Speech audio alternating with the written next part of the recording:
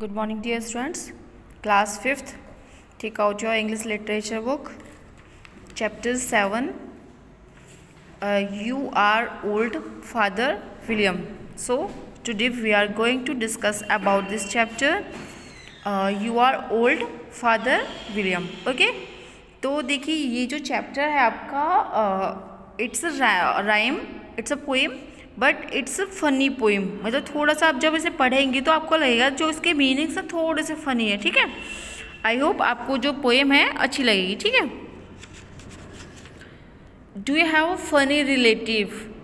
जैसे कि ऐसा होगा कि शायद आपका कोई रिलेटिव भी होगा, थोड़ा फनी होगा, मतलब उसकी बातें कुछ ऐसी होती होंगी, मतलब वो जो विचित्र बातें करता होगा थोड़ी सी. ठीक है. So it poem is also a funny poem. Okay.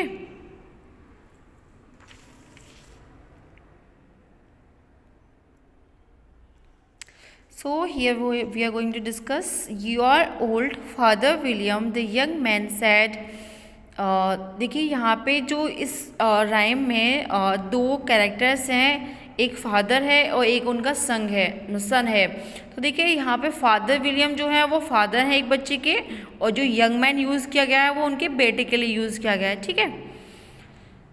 You are old Father William, the young man said, and your hair has become very white, and yet you incessantly stand on your head. Do you think at your age it is right? तो देखिए यहाँ पे जो उनका बेटा है वो उनसे पूछता है कि फादर विलियम, अब आप बूढ़े हो गए हैं या बूढ़े हैं, लेकिन आपके जो बाल हैं वो भी सफ़ेद हो गए हैं, लेकिन फिर भी आप अपने बिना रुके आप अपने सिर पे खड़े हो जाते हैं. मतलब आप लोगों ने देखा होगा कि कुछ लड़के होते हैं, बॉयज़, मतलब अपने सर के बल खड़े हो जाते हैं, जैसे कि योगा एक्सरसाइज जो भी करते हैं वो. बट वो जो उनका बेटा है वो उनसे पूछना चाह रहा है, डू यू थिंक, क्या आपको लगता है आपकी उम्र में ये करना सही है? आप समझ रहे ना, एक होता है फिट होना शरीर से, तो वो बोलता है कि क्या आपको लगता है कि आपकी एज में ये करना सही है? तो आई थिंक ये इट्स अ फनी, मतलब वो सही भी है. एक डबल मीनिंग राइम है आपकी, डबल मीनिंग पोएम है. आप समझ रहे होंगे कि एक जो फिट पर्सन होता है वो कुछ भी कर सकता है ना, क्योंकि वो फिट है. Then his body is flexible, so he can stand on his head. But एक होता है फनी, तो फनी मीन्स मतलब उसे नहीं पता कि उसको चोट लग सकती है, उसको हर्ट होगा या नहीं होगा. Okay, then you can think is he a funny guy और अ फिट गाय. ओके, ये आप समझिए कि वो फिट है या फिर थोड़ा फनी है. ठीक है.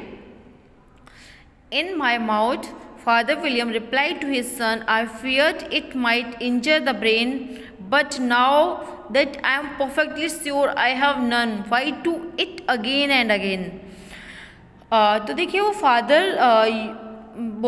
विलियम बोलते हैं, इन माई यूथ, कि जब मैं छोटा था, यानी कि जब मैं जवान था, तो मुझे ये डर था कि शायद मैं ऐसे खड़ा होऊंगा तो मेरे दिमाग में चोट लगेगी.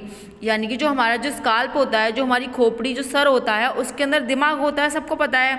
वो यहाँ पे उसको रिप्लाई करते हैं अपने बेटे को कि जब मैं ऐसे खड़ा होता था पहले तो मुझे लगता था कि मुझे सिर में चोट लगेगी, यानी कि दिमाग में चोट लगेगी अंदर, लेकिन अब मैं परफेक्ट हो गया हूँ और मैं श्योर हूँ कि शायद मुझे चोट नहीं लगती है या फिर मेरे अंदर दिमाग ही नहीं है.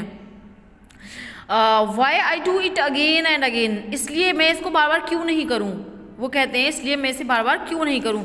You are old said the youth, as I mention before, जैसे कि मैंने कहा है फादर विलियम, अब आप बूढ़े हो गए हो, आप बूढ़े हो आप, and have grown most uncommonly fat, और आपके शरीर पर बहुत सारा फैट जमा हो गया है, यानी कि बहुत चर्बी बढ़ गई है आपकी. ये चीज़ turned a back somersault in the door at pray what is the reason for that. वो कहता है कि आप इतने मोटे हो गए हो तब भी दरवाजे पे इतने एकदम फ्लेक्सिबली कैसे मूव करते हो, और उसके अलावा कि आप अपनी कमर को ऐसे घुमा देते हो और सर के बल ऐसे घूम जाते हो, जैसे होता है ना कलामुंडी करना, जैसे बच्चे सर को रख के पूरा घूम जाते हैं, ज़मीन पर मूव कर जाते हैं एकदम से. तो वो प्रार्थना करते हुए ऐसा कहता है pray. What is the reason of that, इसकी वजह क्या है, आप ऐसा क्यों करते हो, कैसे कर लेते हो। In my youth said the sage, वो बूढ़ा व्यक्ति कहता है मैं अपने जवानी में यानी कि पहले के टाइम में, as she shook his grey locks I kept all my limbs very supple by the use of this ointment. 1 shilling the box, allow me to sell you a couple. तो वो कहता है कि वो पहले के टाइम में तो मैं और अच्छी अच्छी पोजीशंस करता था और मैं इस ऑइंटमेंट का यूज़ करता हूँ जिससे कि मेरी बॉडी फ्लेक्सिबल बनी रहती है। अगर तुम चाहो तो मैं तुम्हें 2 दे सकता हूँ, यानी कि मैं तुम्हें भी ये वाला ऑइंटमेंट यूज़ करने के लिए दे सकता हूँ। यानी कि वो यहाँ पे अपने बेटे की हंसी उड़ाते हुए कहते हैं कि मैं तो ऐसा कर लेता हूँ बिकॉज आई एम फिट। अगर तुम चाहो तो मैं ये ऑइंटमेंट आपको भी यूज़ करने के लिए दे सकता हूँ। You are old said the youth and your jaws are very weak for everything tougher than suet, yet you finished the goose with the bones and the beak, pray how did you manage to do it. वो कहता है कि अब आप बूढ़े हो गए हो फादर, क्या आप मतलब आपके जो जबड़े हैं वो भी कमज़ोर हो गए हैं, क्या आप अपने दांतों से किसी भी मतलब जो मीट खाते हैं वो खा सकते हो क्या आप। तो वो कहता है आगे कि क्या आप किसी बतख को यानी गूज को खा सकते हो, उसकी हड्डियों को, उसकी चोंच को, इन सबको खा सकते हो। सोचो आप अगर खाएंगे तो कैसे खाएंगे। In my youth said his father, I took to the law and argued each case with my wife, and the muscular strength which it gave to my job has lasted the rest of my life. तो वो यहाँ पे कहते हैं कि पहले के time में मैं अपनी पत्नी से यानी कि मेरी पत्नी से कुछ झगड़े होते थे, हर केस पे झगड़े होते थे, तो उनकी प्रैक्टिस से, उनमें बोलने से जो मेरे जॉज हैं, जो मेरी मस्कुलर स्ट्रेंथ है वो काफ़ी लॉन्ग लास्टिंग हुई है, यानी कि लंबा चलने वाली, पूरे जीवन तक अच्छे से सही से चलेंगे, यानी कि मेरे जो जबड़े हैं वो मजबूत हो गए हैं। You are old said the youth, one would hardly suppose that your eyes was as steady as ever, yet you balanced an eel on the end of your nose. What made you so awfully clever?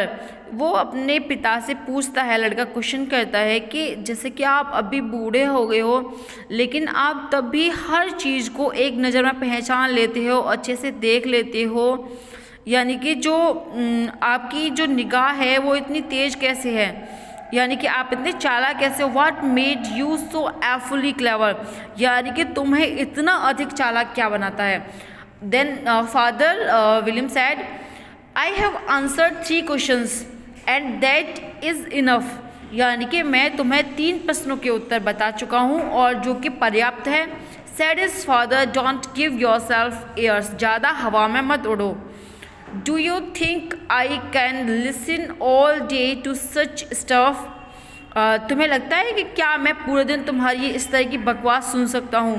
B of, चुप हो जाओ, और I will kick you down stairs, या तो चुप हो जाओ नहीं तो मैं तुम्हें सीढ़ियों पर से धक्का मार दूंगा। ओके, आई होप आपको ये जो पोएम है अच्छी लगी होगी, समझ में आ गई होगी। अगर नहीं then you can ask me, call me और मैसेज मी।